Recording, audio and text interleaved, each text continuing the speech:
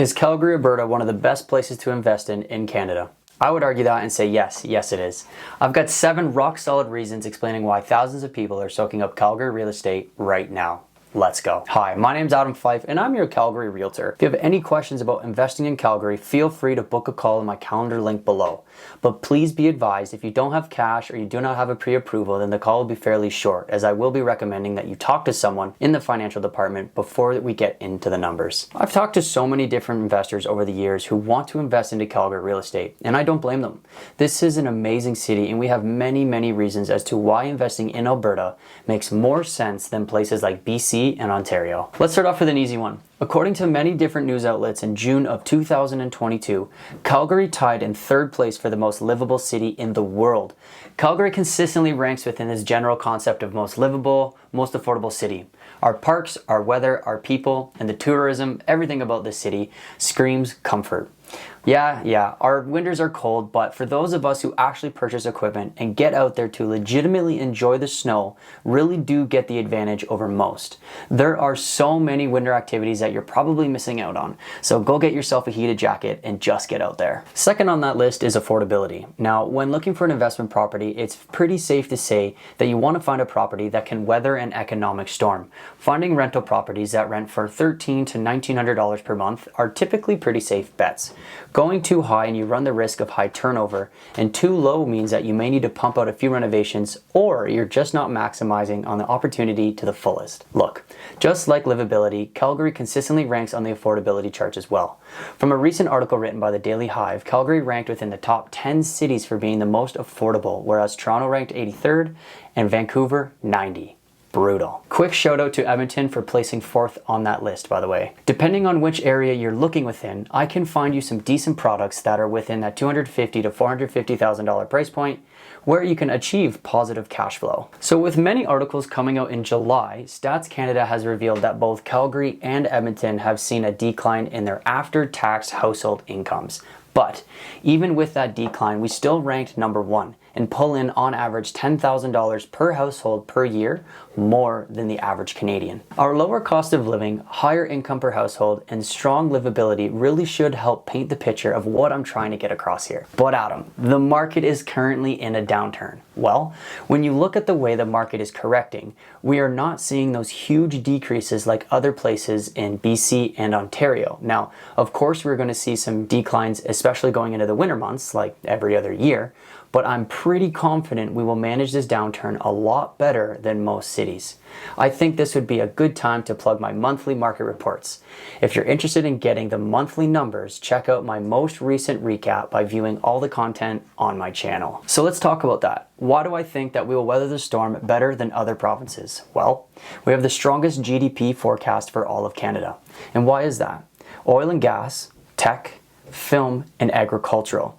If you dive into each one of those industries, you will quickly find that we are doing exponentially well considering federal policies are not exactly in our favor. Alberta's GDP is still expected to grow by 5.5% this year, which is great news for Albertans.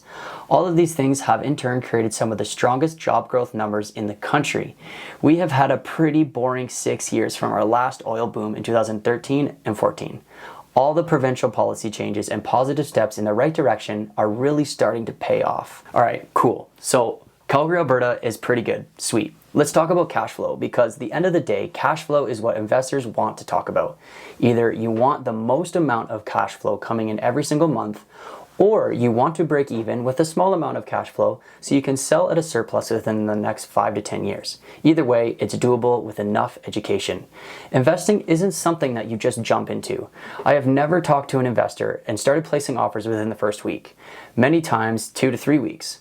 Get a pre-approval and I guarantee that we'll have 5+ phone calls, screen sharing to talk about some different things before you're ready to actually purchase your first place here. So cash flow is a fun conversation. Is the rent that you're going to receive going to cover your mortgage, your taxes, the maintenance fees of that house, and the condo fees if you do decide to buy a condo? How long before your revenues cover your upfront costs? These things need to put into consideration. Are you going to buy a condo downtown? Do you want a suitable duplex near the university? Or maybe you just want a small bungalow with a walkout basement in a nice quiet area? There are possibilities all over this city, but don't kid yourself. When these investments do come up, they almost always sell or at least go conditional within the first 3 to 5 days, because you are not the only one set up on these automated searches. Okay, let's be clear. I'm not a financial advisor and these are very basic rough numbers, but let's say you buy a suited duplex for $380,000. Your mortgage would be about $304,000 after you put your $76,000 down payment, which would be 20% for investment properties. So you found a 4.8% interest rate, which is locked in for 5 years, making your monthly payment about $1,800 a month for easy numbers, okay? Your taxes on that $380,000 home is about $2,300 or $191 per month. So you found home insurance for, let's say, $180 per month. Now, you didn't buy a condo, so you don't need to worry about condo fees, but you better save up your pennies as things do break down pretty quick. Okay, so basic numbers would tell me that your monthly expenses would be about $2,200 per month. From there, we would conduct an extensive rental search in that area, figuring out how the rental market is doing in that specific community. It looks like basement suites rent for about $1,100 a month and main floors rent for about $1,400 a month. So if I'm not mistaken, after basic expenses, that cash flow would be $300 a month. So let's ask, how long would it take to recoup your out-of-pocket costs, your lawyers, your inspections, and maybe even a little bit of renos if you decide to paint the place? So do you plan on renting it out yourself? Or is a property management company going to take care of all the tasks? If this was the perfect scenario where you never missed a payment and you never had a vacancy, it would take you about 7 to 10 months to pay off your inspection, your lawyer fees, and 21 years to recoup your initial down payment. But over those 21 years, you didn't put a penny into the home as you want to recoup all of your money as soon as possible. Good luck. You would be better off talking to another mortgage professional and potentially leveraging your current mortgage to pick up more doors. Renting is a long-term game. Your hope is that the property appreciates as others pay down your mortgage. That way you get to sell for a profit when that time comes. I know people who won't touch a rental property until it has a cap rate of about 8%. And I know others who would accept a much lower cap rate in the hopes that the appreciation is stronger. Now, this is definitely an extensive conversation. At the end of the day, buying an investment property comes with a lot of risk associated with it. Just like every other investment out there, they can be very good opportunities for you to leverage and grow a portfolio, remortgage, renovate, and increase the rent. But at the same time, if you get caught up in a couple nasty homes with large, much needed, unexpected renovations, you could very quickly lose your mind.